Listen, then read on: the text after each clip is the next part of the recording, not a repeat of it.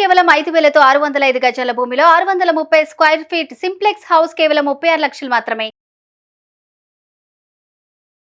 ఒక్కొక్కసారి ఊరికి అలా అనుకుంటే డబ్బులు వస్తే బాగుంటుంది అనేసి అవుట్ ఆఫ్ ద బ్లూ డబ్బులు వస్తాయి. ఆస్తులు కొన్నాను, నా అప్పులు కోట్ల రూపాయల్లో ఉండే అప్పులు నేను తీర్చేసుకున్నాను. కార్ కొనడము, రాయల్ ఎన్ఫీల్డ్ కొనడం, వాట్ నాట్, నాకు ఏమి కావాలి, జ్యువెలరీ కావాలంటే జ్యువెలరీ, నేను ఏం అనుకున్నానో అవన్నీ కూడా అచీవ్ చేసి. Hello viewers, welcome back to our channel. ఈరోజు మనతో ఉన్నారు మ్యాజికల్ మంజుల గారు. మనీ మేనిఫెస్టేషన్ సిరీస్లో భాగంగా కొన్ని ఎపిసోడ్స్ చేయబోతున్నాం అనమాట. దానికి సంబంధించి 12 అవర్స్లో మనీ మేనిఫెస్ట్ చేయాలంటే ఎలా, అంటే ఈ రోజే అవసరం ఉంటే ఆ మనీ ఈ రోజే మనకు రావాలంటే ఎలా అనే విషయంపై మ్యామ్తో మాట్లాడదాం. Hi ma'am. నమస్తే విరాట్. మ్యామ్, ఇంట్రోలో చెప్పిన విధంగా కొంతమందికి ఈ రోజే మనీ అవసరం ఉంటుంది, లైక్ అది 24 అవర్స్ అని కూడా అనలేము. ఫర్ ఎగ్జాంపుల్ ఈవినింగ్ 6 లోపే నాకు మనీ కావాలి, ఈఎంఐ కట్ అవుతుందనో, లేకపోతే పలానా అర్జెన్సీ, లేకపోతే కొన్ని ఆఫర్స్ మీద కొన్ని ఇప్పుడు కొంటే బెటర్ అనే కొన్ని సిచ్యువేషన్స్ ఉంటాయి కదా. సో ఓవరాల్గా మనీ ఈ టైంలో కావాలి, ఒక 12 గంటలలోపు నాకు మనీ కావాలి అనే సిచ్యువేషన్స్ ఉన్నప్పుడు మనీని మనం ఎలా మేనిఫెస్ట్ చేయాలంటారు? ఓకే, వెల్, సో నేను చాలా మందికి ఈ టెక్నిక్ నేర్పించాను. అది చాలా ఎంత పవర్ఫుల్ అంటే మామూలు పవర్ఫుల్ కాదు.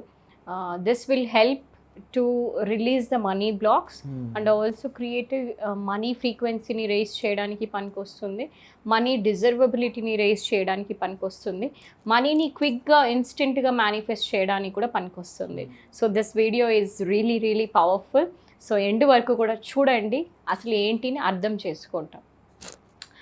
మెయిన్ థింగ్ ఈజ్ మనీ కొంతమందికి జీవితంలో చూసారు అంటే చాలా సులభంగా వస్తుంది, కొంతమందికి ఎంత కష్టపడినా రాదు, అవునా కదా. సో ఇలాంటి 2 సిట్యువేషన్స్ కూడా నేను అనుభవించాను విరాట్ నా లైఫ్లో.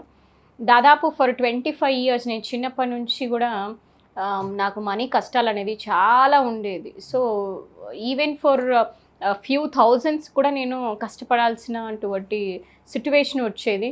నేను ఎన్ని బిజినెస్లు చేసినా, ఎన్ని జాబులు చేసినా వచ్చిన డబ్బులు అసలు ఉండేది కాదు, అసలు టైంకి డబ్బులు ఉండేది కాదు.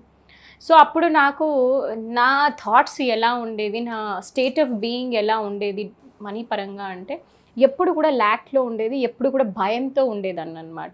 అయ్యో వచ్చిన డబ్బులు అయిపోతుందేమో, ఖర్చు అయిపోతుందేమో, వెళ్ళిపోతుందేమో, మళ్ళీ రాదేమో అనే ఒక ఆవేదన, ఆందోళన ఎప్పుడు కూడా నా మనసులో ఉండేదన్నమాట. ఇవి చూడడానికి చాలా చిన్నగా అనిపిస్తుంది కానీ ఇవే కీ అన్నమాట, ఇవి అర్థం కాదు.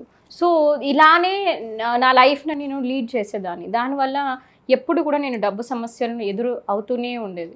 కానీ ఎప్పుడైతే ఈ స్పిరిచువాలిటీకి ఎంటర్ అయ్యానో, స్పిరిచువాలిటీని ప్రాక్టీస్ చేయడం స్టార్ట్ చేశానో, ఇనీషియల్గా పెద్ద మార్పులు అయితే చూడలేదు కానీ బట్ గ్రాడ్యువల్గా కొంచెం నా ఆలోచన విధానము, నా స్టేట్ ఆఫ్ బీయింగ్, నా వైబ్రేషన్, నా ఎనర్జీ ఎప్పుడైతే షిఫ్ట్ అవ్వడం స్టార్ట్ అయిందో అప్పుడు నేను మిరాకిల్స్ చూడడం స్టార్ట్ చేశాను. ఎలాంటి మిరాకిల్స్ అంటే అసలు నేను అనుకోను. జస్ట్ నాకు ఒక్కొక్కసారి ఊరికి అలా అనుకుంటే డబ్బులు వస్తే బాగుంటుంది అనేసి అవుట్ ఆఫ్ ద బ్లూ డబ్బులు వస్తాయి. అవుట్ ఆఫ్ ద బ్లూ డబ్బులు రావడము, నేను తర్వాత ఆస్తులు కొన్నాను, నా అప్పులు కోట్ల రూపాయల్లో ఉండే అప్పులు నేను తీర్చేసుకున్నాను. తర్వాత కార్ కొనడము, రాయల్ ఎన్ఫీల్డ్ కొనడం, వాట్ నాట్, నాకు ఏమి కావాలి, జ్యువెలరీ కావాలంటే జ్యువెలరీ, నేను ఏం అనుకున్నానో అవన్నీ కూడా అచీవ్ చేశాను Virat. So I don't have any నాకు ఇది ల్యాక్ ఉంది అనేటువంటి ఆలోచన అయితే నాకైతే లేనే లేదు. ఇప్పుడు కూడా అంతే, మనీ నాకు ఎంత ఈజీగా ఫ్లో అవుతుంది అంటే త్రూ మెనీ సోర్సెస్, ఒక్క సోర్స్ అనేది కాదు. సో ఇవ్వాల్సిన వాళ్ళే ఫోన్ చేసి మేడం ఇస్తాము అని, అసలు ల్యాక్స్లలో అంత డబ్బులు వచ్చేసరికి నాకు అసలు ఒక్కొక్కసారి ఇంత డబ్బులు ఏం చేయాలి అని ఇంతలా కూడా అనిపిస్తూ ఉంటుంది. అంత మనీ ఫ్లో అనేది ఉందన్నమాట. And I'm really happy. అది ఏంటి అంటే ఫస్ట్ మనం సరస్వతి మీద ఫోకస్ చేయాలి. ఇది నేను ఎప్పుడూ చెప్తూ ఉంటా, విద్యను నేర్చుకోవాలి. నేను ఎప్పుడు లక్ష్మి వెనకాల పరిగెత్తలేదు. ఒకప్పుడు పరిగెత్తాను కానీ రాలేదు, నేను వదిలిపెట్టేస్తాను. కానీ నేను సబ్జెక్ట్ నేర్చుకోవాలి, బ్రహ్మ విద్య అసలు ఏంటిది అండ్ మనీ అంటే ఏంటిది, సో ఈ సబ్జెక్ట్ తెలుసుకోవాలి అనే ఒక ఆతృతతో ఈ మనీ రిలేషన్షిప్ని నేను చేంజ్ చేసుకోవాలి, నా ఎనర్జీని షిఫ్ట్ చేసుకోవాలి అని జస్ట్ నేను జ్ఞానం మీదనే, సరస్వతి మీదనే ఫోకస్ చేశాను. ఎప్పుడైతే సరస్వతి దేవి మన దగ్గర ఉంటుందో లక్ష్మీ దేవత ఆటోమేటిక్గా వస్తుంది. ఇదే కీ, వెరీ సింపుల్. కానీ చాలా మందికి ఇది తెలీదు. వాళ్ళు ఏం చేస్తారంటే ఎప్పుడు లక్ష్మీదేవత మీదే ఫోకస్ చేస్తారు, డబ్బులు డబ్బులు డబ్బులు. అది వెళ్ళిపోతుంది, మళ్ళీ ఆరాట పడుతూ ఉంటారు. సో బట్ ఎప్పుడైతే మనం ఇది తెలుసుకుంటామో, సబ్జెక్ట్ నేర్చుకుంటామో, getting money is so easy and so simple. That is the formula. And also నేను ఇవాళ వీళ్ళకి ఒక ప్రాక్టికల్గా ఒక టెక్నిక్ కూడా ఇవ్వాలని అనిపించింది. యూజువల్గా నేను ఇది వర్క్షాప్లోనే చెప్తాను, చాలా వాల్యుబుల్. బట్ కానీ ఎందుకో నువ్వు అడిగేవు పైగా. And also Suman TV viewers వీళ్ళ మీద ప్రేమతో, అభిమానంతో నా వీడియోలో నన్ను చూసి ఇన్ని రోజులు వీళ్ళు ఆదరిస్తున్నారు, నన్ను ఇంతలా ప్రేమిస్తున్నారు, వీళ్ళకి ఏదో ఒకటి చెయ్యాలి అని ఒక చిన్న ఆశతో నేను ఈ టెక్నిక్ చెప్పడం జరుగుతుందనమాట. So please take. ఇప్పుడు ఏం చేయాలి అంటే ఇలాగ ఒక వైట్ పేపర్ తీసుకోవచ్చు. పెన్ను ఏ కలర్ మేడం అని అడగద్దు, ఏ పెన్ అయినా పనికి వస్తుంది. బ్లూ కలర్ వాడచ్చు, బ్లాక్ కలర్ వాడచ్చు, రెడ్ కలర్, మీ ఇష్టం. ఇది దాంతో సంబంధం ఏమీ లేదు. ఇట్లాంటివి ఎక్కువ ఆలోచనలోకి, డీటెయిల్లోకి వెళ్ళకండి. ఎల్లో పేపరే ఉండాలి, గ్రీన్ పేపర్ ఉండాలి, అవి ఎంత పిచ్చి మాటలు. ఏం లేదు, అన్నీ మంచిదే, అన్ని కలర్లు మంచిదే, అన్ని పేపర్లు మంచిదే, అంతా కూడా ఎనర్జీ. అందులో ఉండే బ్రహ్మ పదార్థాన్ని మనం చూడాలి, కానీ ఇందులో ఏ రంగు ఉందా ఇట్లాంటి డీటెయిల్స్ అన్నీ పెట్టుకోవద్దు. Okay, so take any sheet, ఒక వైట్ షీట్ అలాగా తీసేసుకొని మీరు ఇందులో రాయాల్సింది ఏమి అంటే ఫస్ట్ డియర్ మనీ. ఇదేంటి అంటే love letter to money. Already నాది స్టూడెంట్స్ ఎవరైనా ఉంటే వాళ్ళకి తెలుసు, బట్ తెలియని వాళ్ళకి, ఇది కొత్త వాళ్ళకి నేను చెప్తున్నాను. డియర్ మనీ అనేసి మీరు ఒక లవ్ లెటర్ రాయాలి. సో మనము లెట్సే ఒక ఇద్దరు లవర్స్ ఉంటారు, వాళ్ళకి ఇద్దరి మధ్య ఏదో ఒక కాన్ఫ్లిక్ట్ వచ్చి, గొడవ వచ్చి విడిపోయి ఉంటారు. ఇమీడియట్గా నువ్వు వెళ్ళి మళ్ళీ ఐ లవ్ యూ చెప్తే మనకి అవ్వదు కదా ప్యాచప్.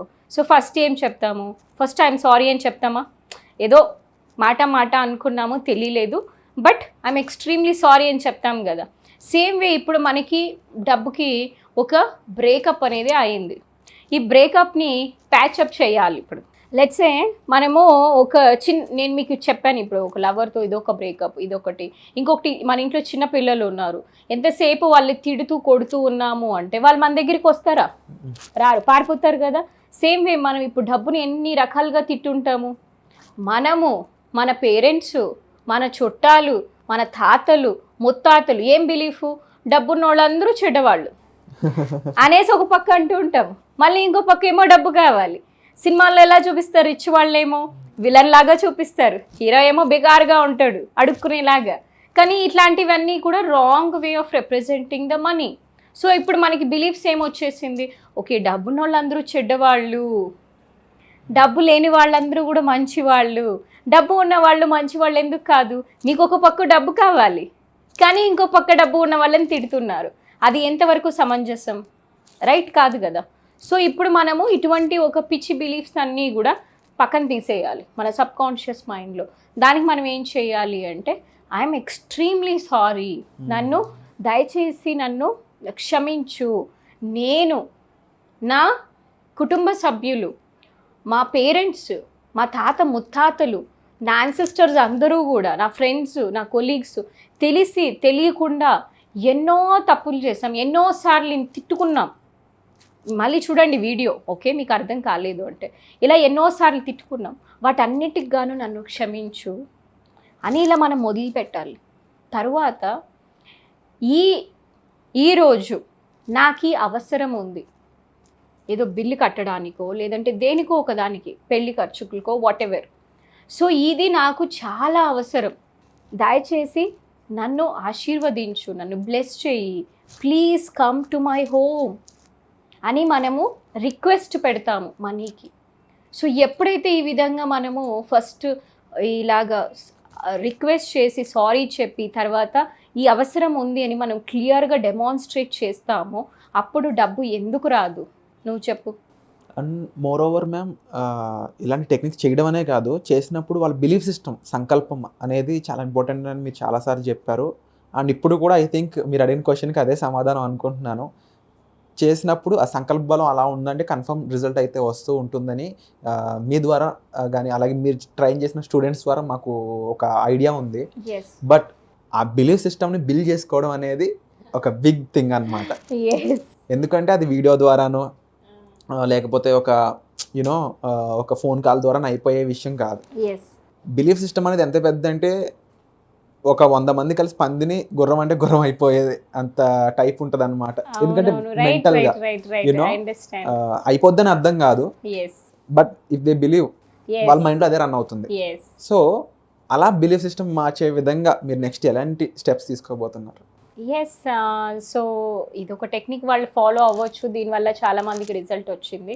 ఇన్ కేస్ అయినా కూడా మాకు అర్థం కావట్లేదండి, అయినా కూడా మాకు రిజల్ట్స్ రావట్లేదు, మా నమ్మకాలు అంత హై స్థాయిలో లేదు అనుకునేటప్పుడు మనకి వేరే ఆప్షన్ ఏం లేదు. So they should enrol for my programmes, అదొక్కటే ఉంది. సో మనకి వర్క్షాప్స్ వస్తున్నాయి, సోల్ మేనిఫెస్టేషన్ వర్క్షాప్ అని హైదరాబాద్లో 15వ తారీఖు అక్టోబరు. సో దానికి రిజిస్టర్ అవ్వచ్చు. అఫోర్డబుల్ ప్రైజెస్, చాలా రీజనబుల్ ప్రైజెసే ఉంటుంది. తర్వాత ఆన్లైన్ వర్క్షాప్స్ ఉంటుంది, వాళ్ళు కావాలంటే తీసుకోవచ్చు. ఎందుకంటే మన దగ్గర హెల్త్ మాస్టరీ ఉంది, రిలేషన్షిప్ మాస్టరీ ఉంది, మనీ మాస్టరీ ఉంది, జాబ్ మాస్టరీ, బిజినెస్ మాస్టరీ, ఇలా ఎన్నో డిఫరెంట్ కోర్సెస్ అన్నీ కూడా నేను డిజైన్ చేశాను. ఎందుకు అంటే వీళ్ళ ఒక్క అవసరాలు తీర్చడానికి కోసమే. సో వాళ్ళకి ఏది నచ్చుతుందో అలాగా తీసి మన టీంతో మాట్లాడుకొని తీసుకోవచ్చు అనమాట. And if anybody wants personal, okay నాకు హ్యాండ్ హోల్డ్ కావాలి, మేడం దగ్గర పర్సనల్గా నేర్పించుకోవాలి అనుకున్న వాళ్ళు ఆన్లైన్ కావచ్చు, ఆఫ్లైన్లో కావచ్చు, మనకి బంజారా హిల్స్ ఆఫీస్కి వచ్చి వాళ్ళు నేర్చుకోవచ్చు. Wonderful ma'am. తప్పకుండా వాళ్ళు మీరు చెప్పిన విధంగా జర్నీ ట్రావెల్ చేయాలని నేను మనస్ఫూర్తిగా కోరుకుంటున్నాను. Thank you so much. Thank you.